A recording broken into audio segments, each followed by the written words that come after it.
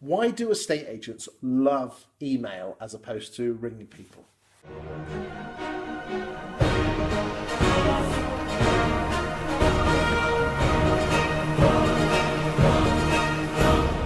Talk to me, Boyd.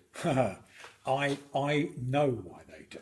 Go on. And the reason is there's no failure if you email. So if you email and the guy doesn't respond or the lady doesn't respond or they respond negatively, you don't take that personally.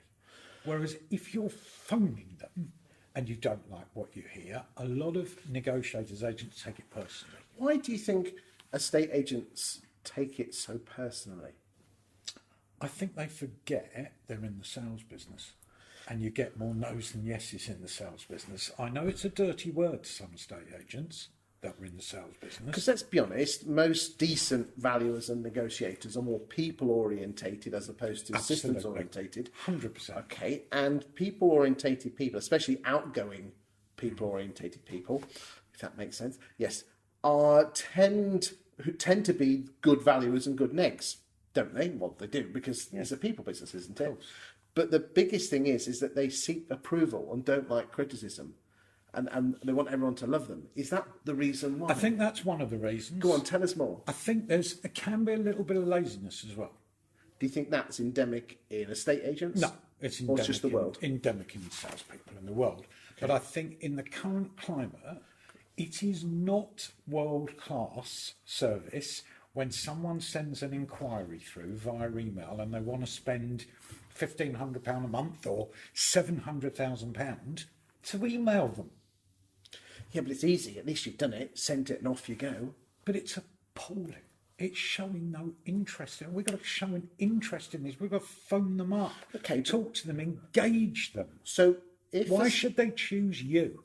Why should they choose? If they've sent this right it's hard mail, work out there. Hang on, they've sent the right mail inquiry to 4 different agents. Yeah. 5? Most of my clients tell me it's at least 5. And you're all sending them an email. Probably a cut and paste one at that. Correct. Who you can choose? You probably won't choose any of them. Probably go down to purple bricks. There's your problem.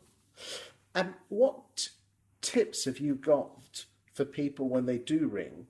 Some little scripts or some golden little one-liners that you can help, because I know you train people in how to do phone calls, and I know in another video we're going to actually listen to some real mystery shopping phone calls. Yeah, you'll enjoy it. And I've heard a peek of them. They're absolute blinders.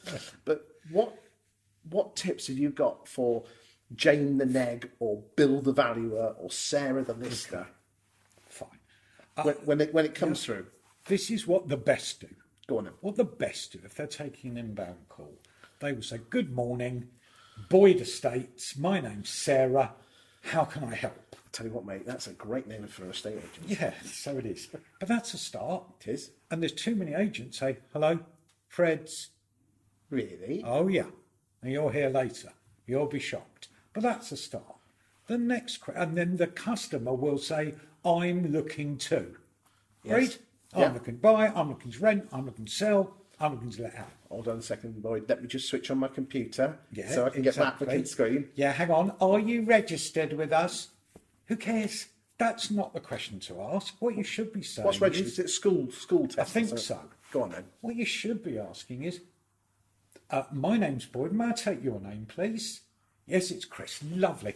Just in case we get cut off, Chris, could I take your phone number and I will ring you straight back?" Blinding tip. That is a hot tip. Why? Why is it? Because you've got the number straight away. Straight away. Don't have to mess about with, "Can I have your postcode? Can I have your phone number? Can I have your house number?" All that nonsense. So that's it. Then I say, "Can I ask you, Chris, who recommended you to XYZ Estates?" Who recommended to you? Yeah. Why do you think I asked that? Or the best people ask that? Well, let's be honest.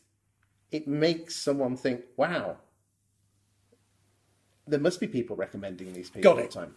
You actually would prefer it It's if a they top say... tip number 2, Boyd. You're just giving these tips out. It's true, though. Think about it. You'd rather them say, "Oh, nobody, I saw you on Rightmove." It's better for you, because then you're going to say, "Oh, it's just that over 80% of our business comes from recommend. We just like to know who to say thanks to." Blinding. What are you putting in that customer's mind there and then? That you're great. So that is the way you start a call. You don't start a call with, are you registered with us? Are you on our mailing list? You're then going to say, listen, what I'd love to do now, Chris, is get to know you a bit better, get to understand you, what you're looking for, how we can help, and, sort of what prompted you to call. So on that basis, tell me a little bit more about your search. These are very open questions, Boyd. Deliberately. I haven't switched my computer on and said name, address, postcode, house number. No, we're not doing that. Do you have a house to sell? Correct. We're not doing that. Do you Chris. want mortgage advice? Correct. Yeah, absolutely. Have you got a mortgage? Yeah, I have. Oh, okay. But why don't you speak to our guy? Because he's got access to thousands of lenders. Thousands. And it's free. Oh, and it's no obligation. Come on, this is old hat. We've got to be saying, you know what?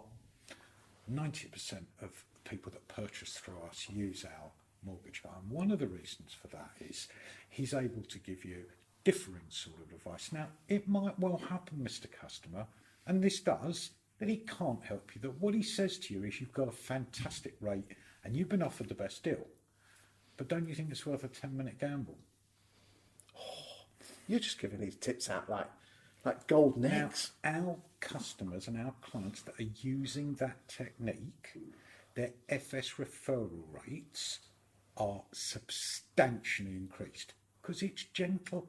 You're not doing the normal, have you got a mortgage in place? Would you like to? And don't do it at the beginning of the call, for God's sake. Get to know your customer. Bear in mind, your customer could be a tenant, could be a buyer. It doesn't matter, does it? They're a customer. And do you know what I always say? Go on. Let's assume you're in an area, an agent, and your properties are average 300,000. In the greater scheme of things, not that high, if you looked at the country as a whole. How big is it as far as the customer's concerned? Massive amount of money. How would he be treated if he was buying a Maserati? Like a lord, a prince. Why isn't he treated the same? Because most estate agents think it's just vendors and landlords. He should be treated exactly Especially the in this same. bloody market. I mean, he's got £300,000 in his pocket. And we are saying things like, I'll send you details because I've matched up your requirement on our computer. And if you're interested, ring me. Now, it's no good people watching this saying we don't do that because they don't. Why? Can you prove it? Of course I can. I've got mystery calls that prove it. All those mystery dear blinders. Yeah. I wish I couldn't prove it. Let's talk about this more in another video. Yeah. Cheers, mate. Thanks.